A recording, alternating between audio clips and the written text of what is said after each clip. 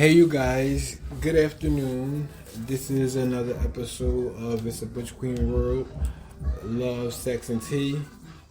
I'm London, if you didn't already know. But today I'm doing an episode on what changes have the internet made, good and bad. And I'm sitting here with my best friend, Butter. Hey.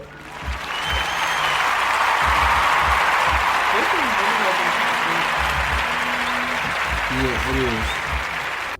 Because people don't understand, like, and especially younger people that didn't grow up without the internet. Right. They don't understand the changes that's been made with the internet. Right.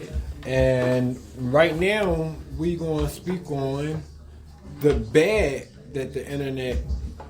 changes that the internet has done. And at this moment it's like so many. And my biggest issue right now is the porn.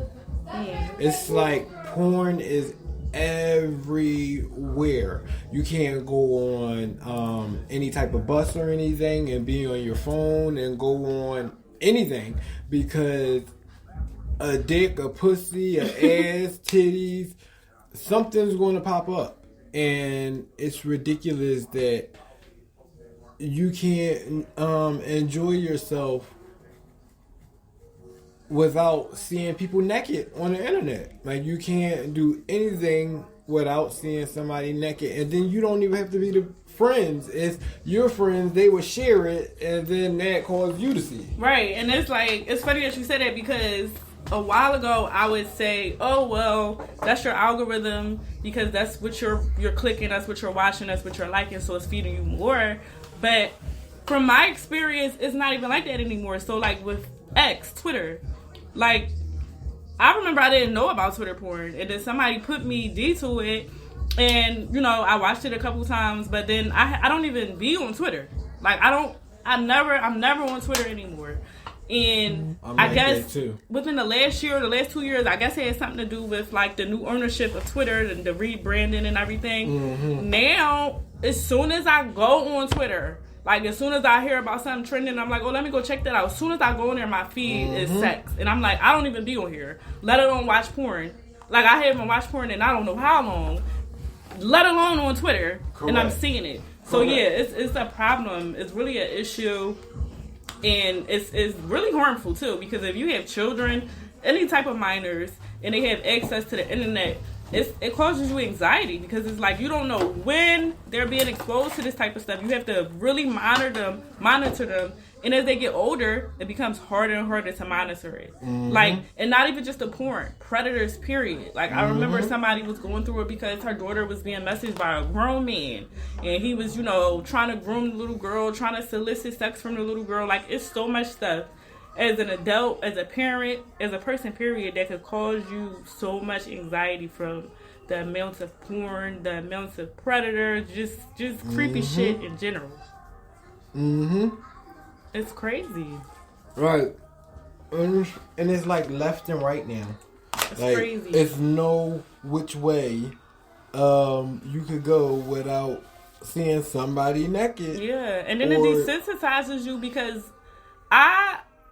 I'll say I don't really watch porn like that. I don't knock anybody. Yes, I've watched porn before. Correct. You know what I'm saying? Like, we're grown. You know what I mean? We have sex. People watch porn. It is what it is. Correct. But I think when you indulge in it too much, like from what I noticed from guys and people in general, whether it's guys or girls, when they watch too much, it kind of makes them like have a certain view on sex, have a certain view on the opposite sex. Like, so for an example, like a guy I was dealing with, like, he just had a bad view of women. Like, he thought all women were whores, all Correct. Women shake their ass on social media, all women are this, no. And I'm like, is that because you're exposing yourself to so much sex that that's Correct. All you see, so that's what you think they are? Correct.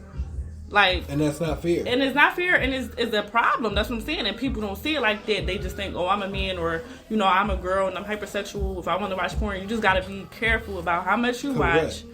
Like, how much you know, because that shit is deep. Because it make you cheat. It make you cheat. I think it make you more hypersexual. You know, I'm the type of person that I don't think there's anything wrong with being hypersexual as long as you're being careful. Correct. As long as you're being an adult about it. If you're being reckless, very problematic. Correct.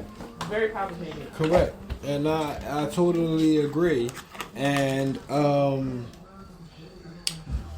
it's like, it's so much easier because when you seeing people naked all the time and all of that, and then you wind up attracted to certain, like, somebody that you see naked. Oh, it probably was your crush that you had a crush on a long time ago, but you in a relationship, and then you see your crush naked, and then you want to message him and all of that, and it's like, it's ridiculous because that's what the internet is doing.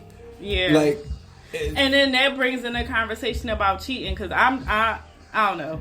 But that brings in, because I don't think that's that harmful. Now, if you're in a relationship and you do act on it and you cheat, that's bad. That's fucked up. That's harmful.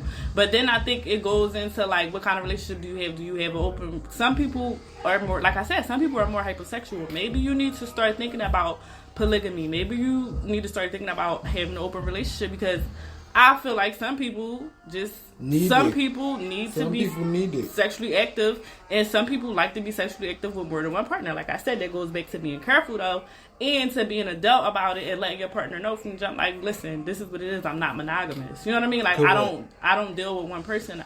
I like to deal with multiple people. Maybe you're not ready for a serious, because I feel like if you that. It's two things. You're either super hypersexual and that's just how you always will be. Correct. Or you're still stuck in your quote-unquote hoe phase. That's not slut shaming. I feel like everybody have a hoe phase. Yes. But I think you're still caught in your hoe phase and you really not being honest with yourself or your partner that, hey, maybe I'm just not ready for a serious thing where I'm just with this one person. Correct. So, yeah, I don't think that's really... I just think that's like, you need to be honest with yourself. Like, all right, where am I at in life? Correct. Because I know it was a time where I would let niggas know I don't want no boyfriend, and I would have niggas trying to make me their boyfriend. I mean, make me their girlfriend. And I was like, I'm 19, I'm 20, I'm not, and some girls not like that. Some girls know when they're 19 and they're 20 that they want to be a wife, they want to have kids. Correct. I wasn't like that. Yeah, because it's not like it don't happen. It happens with young people like that. Some young people that got good heads on their shoulders. But I'm sorry, y'all. I'm in the middle of doing my hair too. I'm sorry, y'all. But anyway, and then like I was saying before, is messed up because the kids that was born while the internet was already here, they don't know nothing about not having the internet. If they lose their phone or anything, their life is over. Right. And I think I made a post about that. Pertaining to, like, before the internet, we used to just date and talk on the phone. Mm-hmm. And I was saying how the young guys of today don't know the pressure of calling a girl's house and having her mom, her dad, or her grandmom answer the phone and, give them the one too. Like, what you calling here so late for? And she on punishment. And they don't know about that because it's so, and then that's another thing that make people more loose. Yeah, like, that make people more loose because it's not as hard now. You could just DM somebody. I think it was Lotto that was like, now guys don't put in effort. They just send in heart emojis and heart eyes and all of that type of stuff. Like, what is that? Like, y'all not even putting in any effort to say, how you doing? My name is such and such. What's your name? Worth it. It's sad. That's the crazy part about it. Some of them don't even think the females is worth the effort. They look at females like hoes. Yeah, because of what they're seeing. And that's what to tie it back to that, they seeing the group of females, and not to say they're a hoe or they're a bad person. They seeing them make their money on OnlyFans. They're seeing them show off their body because they're in love with their body and all of that. And they thinking that they have a skewed vision of women. They're thinking, oh, this is just how women are, and I'll be stupid if I settle for them. Yeah, it's an illusion. It's a whole illusion, and it's. And then you got these. it has annihilated dating. Like, dating is so hard now. It is. If I fucking went through my phone and just went through the guys and how they come and the shit that they say, the shit that they do, child, I could make a whole podcast off of that alone. And then you and they talking to like 5 or 6 different females. Yeah, and then even back in the day, I do believe that was happening. Like, you could be talking to 5 or 6 different females, but it was more effort that you had to put in to get to know somebody. There wasn't the internet, so you had to go. Like, for instance, you had to go out and meet people. You had to go to parties. You had to go to clubs. You had to go to these social events. You had to, or you just had to go outside. Now you got these niggas on podcasts, or they gamers, or they streamers, or whatever they are, and they just sit in their house all fucking day. They don't really have any human interactions.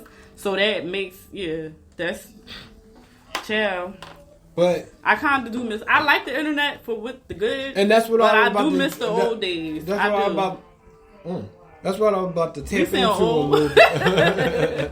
That's what I was about to tap into a little bit. We was talking about some of the, because we're going to jump back and forth. But now I'm going to talk about some of the good things that the internet has. And with that being said, the internet is good for finding jobs and stuff. Right, money. Monetizing. Money, yeah. Like, and you can sit at home and don't even have to move anything. Right. No limb on you have to move except for your fingers. And you making 6 figures. Right. Some people are, yeah. Sitting there. Now, and then that goes back into some of the bad because it makes people lazier. Yeah. People got so lazy now that the internet made it so much easier for people, but it made them lazier. Mm-hmm. I do agree. I do agree that some people have gotten lazier. On the flip side, though, if we really want to get deep with the money making shit, a person that works a 9 to 5 and they have to go out is having to spend money because you're having to spend money on gas, you're having to spend money on whether you take public transit or whatever. You have to buy food unless you're packing your own food. Like, it's a whole thing to it, and then the salaries that they paying people are bullshit, right? Correct. So I applaud anybody that can make their money however you make it, and you making your money and you're not, scraping for pennies. Which is true. But on the other side, it's like, I applaud you whether you home or you going out and you making your money, because these companies really don't give a fuck. Like, I remember I was watching a video and a lady, she had worked for this company and she had slaved for this company. She was the best employee. She died and they had her position filled like 2 days later. And it's just like, of course that's how they have to do, but it's like, but they didn't care. These companies don't care, so you gotta get your money. You gotta, because they not paying how they weigh. You gotta think how the companies is. Yeah. That's how you gotta come when you working for somebody. Yeah. You gotta think that no matter how close you get with your boss or cool, y'all might start going out to eat together and all that. That's still your boss. Right. So if he gotta fire you, then he gonna fire you. Yeah. Like, so that goes out the window. Like, you can't. No, I'm not being cool with my boss. It ain't happening. Yeah, that's another thing. Like, I had to learn. Like, y'all cool. Y'all not my friends though. Now I've had one job where I met lifelong your family friends. member or something like that, because my aunt is my boss. Well, if it's your family member, that's a whole different story. But as far as like what I'm saying is like when you work with people, I've been working since I was 15. I had my first job when I was 15, and then by the time I was 17, I had 2 jobs. Just because that's just what I was on back then. I ain't doing that shit. But I had to learn, like, going into it that young, being a teenager, I thought like being around these people all the time, like they were my friends, and I had to learn the hard way. Like, you don't tell everybody what's going on with you at your job. You gotta pick and choose. You gotta have discernment over, all right, do I trust this person enough to really bring them into my circle and be my friend? Because everybody is not your friend. I had to learn it the hard way. They will backdoor you. They will slime you the fuck out. They will do whatever they do. Some people are like that to get to the top. Correct. I ain't knocking you, but stay the fuck away from it. But you guys stay tuned for episode 2. Again, like, comment, and subscribe. And this is another episode of It's a Butcher Queen World. Stay tuned for episode 2.